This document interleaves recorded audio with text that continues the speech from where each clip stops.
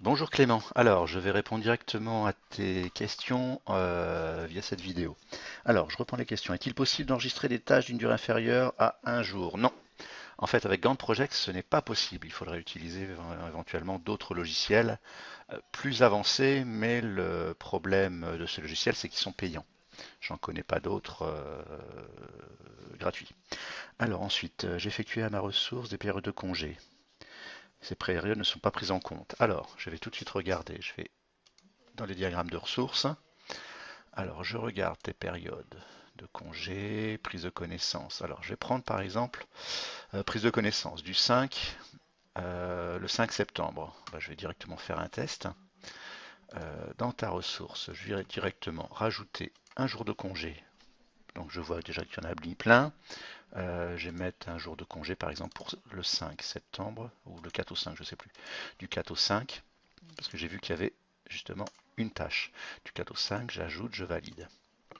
Et donc automatiquement, voilà, c'est la partie. Donc on a une partie qui doit être verte ou orange ou ouais, le problème c'est que je suis daltonien. Cette zone-là, en fait, ici, représente des tâches justement qui sont utilisées sur des jours de congé. Voilà. Alors après, bah, oui, j'ai vu que tu avais une question sur la surutilisation, je vais y aller juste après. Donc voilà, c'est indiqué ici quand c'est déjà utilisé en termes de date. Donc, par contre, ça ne va pas modifier effectivement la tâche, mais ça va te l'indiquer sur le diagramme des ressources que la date est utilisée en termes de vacances. Alors, je continue dans tes demandes. En naviguant sur le logiciel, je m'aperçois qu'un grand nombre de périodes de tâches sont en surcharge. Effectivement, c'est ce que je viens de voir. Alors, les surcharges donc sont indiquées ici. En fait, c'est juste à titre indicatif. Il considère que, par exemple, ici, j'ai 300%, c'est-à-dire que pour une même ressource, c'est-à-dire que toi, tu vas faire trois tâches. Trois tâches et qui vont se dérouler en même temps. Et il signale que, attention, il y a peut-être un problème de surutilisation de la ressource. Si c'est possible pour toi de faire ces trois tâches en même temps, il n'y a pas de souci. C'est purement à titre indicatif. Après, c'est l'œil humain qui réajuste éventuellement s'il y a réellement surutilisation.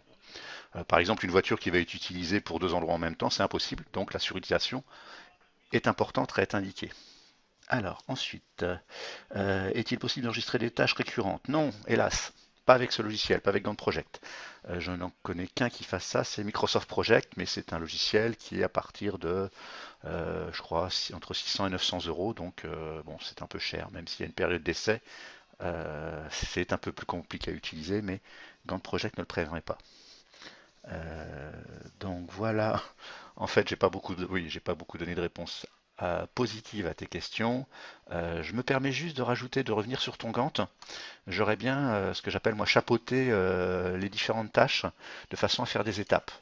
Je te montre. Par exemple, je me place ici, je rajoute juste une tâche que je vais appeler phase 1, par exemple. Je vais la passer en phase 1 en la remontant d'un cran. Et automatiquement, si cette phase est la phase 1, par exemple les phases qui suivent ici, par exemple je prends ces trois tâches, je vais les passer en sous-phase. C'est-à-dire on va les indenter en utilisant cette flèche ici. Et automatiquement, voilà, elles sont chapeautées par cette phase. Donc pour que ça soit plus visible, je vais même en prendre un peu plus, je vais prendre cela aussi.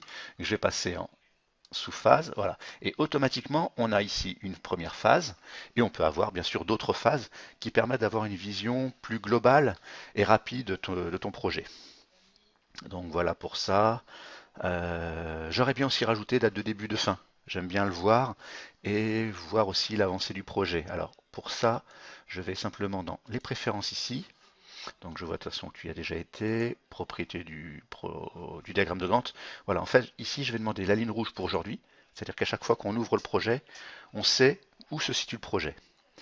Et ensuite, date de début de fin. Voilà, ça c'est purement perso, mais j'aime bien avoir cette vision globale. Voilà, automatiquement, voilà, on a cette vision. Donc, alors là, on a la date du jour avec ce repère. Et sinon, alors si je réduis un peu, voilà, on a les dates de début de fin qui encadrent le projet.